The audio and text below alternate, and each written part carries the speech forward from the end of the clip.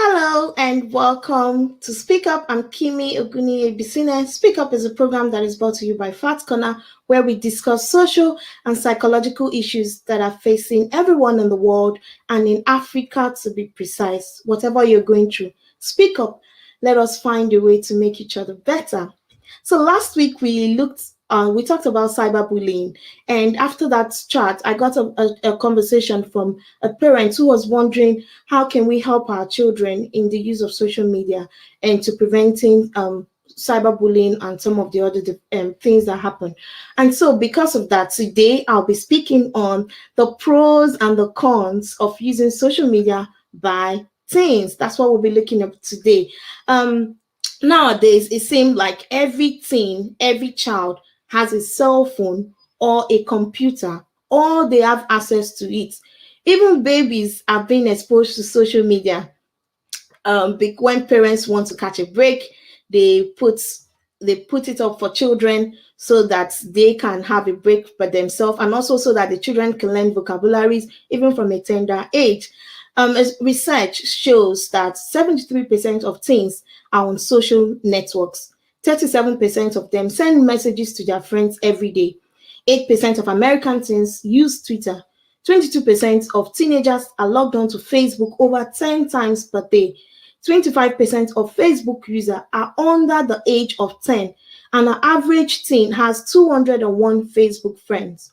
Another research shows that between 2012 to 2018, there was an increase in the percentage of people using social media for more than once a day, a 34 to a 70% increase, where 16% says they are almost constantly using social media. And so the question then is, how is social media good for these things? The truth is, it's a big part of young people's life, and it helps them to be social and creative. They use it to have fun. They make and create friendship. They share interests, explore identities, and develop relationship with family. So many of our families are away from us, they're a bit far. And so social media has become one way to which we connect with our families wherever they are. There are some benefits to using social media, and one of them is digital media literacy.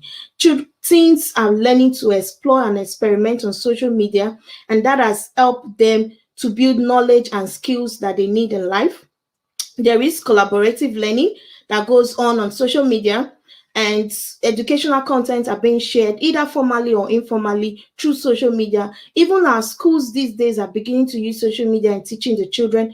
Children are learning to be creative, either from creating wonderful photos and videos on the internet, creating their profile pages, modifications of game, or just general being creative. These are some of the things that are helping children there.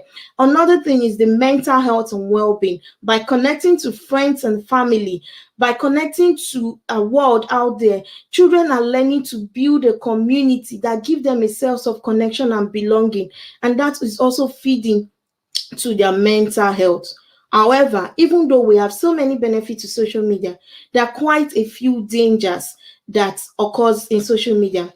As children becomes more active online at a younger age, the possibility and probability that they will see things that are inappropriate, it depends on what they are doing on social media. I'll give you an example. If you look at these statistics, it shows that 91% of teens in social media are putting photos of themselves. 71% are sharing their school name. 71% are sharing the town where they live. 53% are putting their email addresses, and even 20% are putting their cell phone numbers. That is quite a number of things that they are putting out there in social media.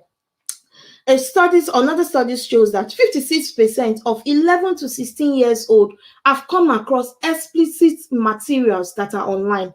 One third of children that are aged between 12 to 15 have encountered sexist, racist, or discriminatory content.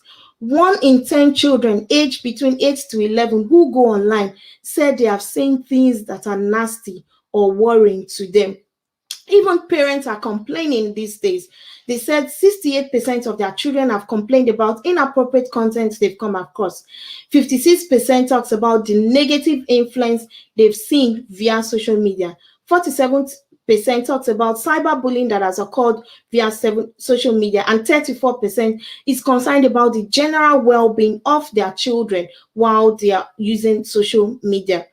And that is why we need to be careful as parents, whether it is a pop-up ad on a game or video showcasing children cartoon characters in adult situation, which is what is becoming more, where it's supposed to be a child cartoon, but it's adult characters, things adults should be doing and what is being portrayed on those cartoons, or a forum that is promoting self-harm. And so children are exposed to these things that make them feel upset and confused and unsure of who they are. There are so many risks to being exposed to social media. One of them, like we said, is inappropriate or upsetting content that they come across on social media. Another one is the fact that they are uploading inappropriate things themselves that will become embarrassing. Photos or videos that tomorrow they will look back on and they will be regret. Sharing information with strangers, like their phone numbers, the location. We know how popular catfishing has gotten, and these people are able to catfish them because of this information that they put on out there. We talked about cyberbullying that is going on constantly, and 70% of children say they've been cyberbullied themselves, or they themselves have done that to someone else online.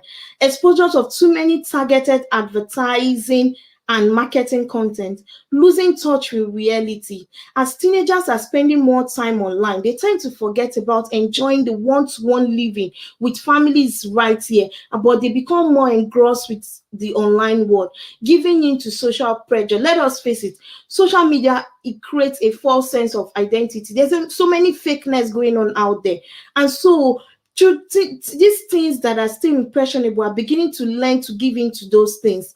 And the fact that there is a link between the use of social media and mental health of children. We talked about them growing in their mental health, but there's also studies that shows that the more children use social media, the more depressed or they get anxiety, get higher levels of anxiety because of what they are coming across in social media. So we need to protect our things, and that is the truth. We need to protect our things. How can we do that? How can we do that? Quickly, we need to understand that we need to set reasonable limits for our children. We want to put a boundary to what they come across. Talk to your children about how to avoid letting social media to interfere with their activities. You want to tell them that they can use social media, but it should not interfere with their activities. Encourage a routine that avoids social media use all day long. Set a timing, put a time that they can have, just as we encourage bedtime routine, encourage routines that put a timing to what they use on social media. Another thing is to monitor your teens account. I know a lot of times parents want to give children freedom, but they are still kids, and they are still our kids, and we need to protect them. Monitor their accounts, see what they are checking regularly, see what they are doing, which friends are they making, and what conversations are they having. Just put a check once in a while in their account so that you can able to help them. Think about age recommendations about children. Many social media platforms, they've put up age recommendations. The problem is they're not being enforced. And so it is up to you as children, as parents, to enforce that. Some Facebook, for example, would not let you open a Facebook account until you are over 21. But it's the system is porous that the age you put in don't matter. Nobody confirms to see if you're already that age, and so you find young children manipulating their age to say that they are older and put things that they don't need to put in there. And then also you want to tell your child to wait a little bit. Talk about a compromise. Why don't they use your account until they are old enough to create their own? If they are using your account, that way you are able to monitor what they want to use. I talked about child-friendly platforms like YouTube Kids instead of being exposed to normal YouTube, or Messenger Kids, and this protects a little form of safety so they're watching things that are age appropriate to them. Explain to them what is okay.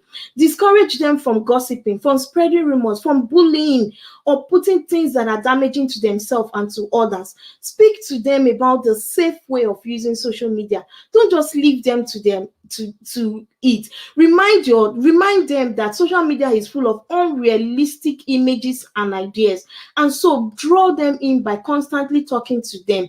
Encourage face-to-face with contact with friends. The more they meet more friends and stay away from social media, the more their mental health goes higher.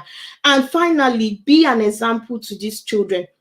I cannot overemphasize the need for us as parents to actually talk to our children about what is right and what is wrong. Until I see you again, speak up. Feel free to share us your ideas, your stories. Talk to us. We're here to listen. Email us at info@fatcorner.org, or you can visit our Facebook or YouTube page at fatcorner.org and drop us your story or your message. Until I see you again, bye and speak up.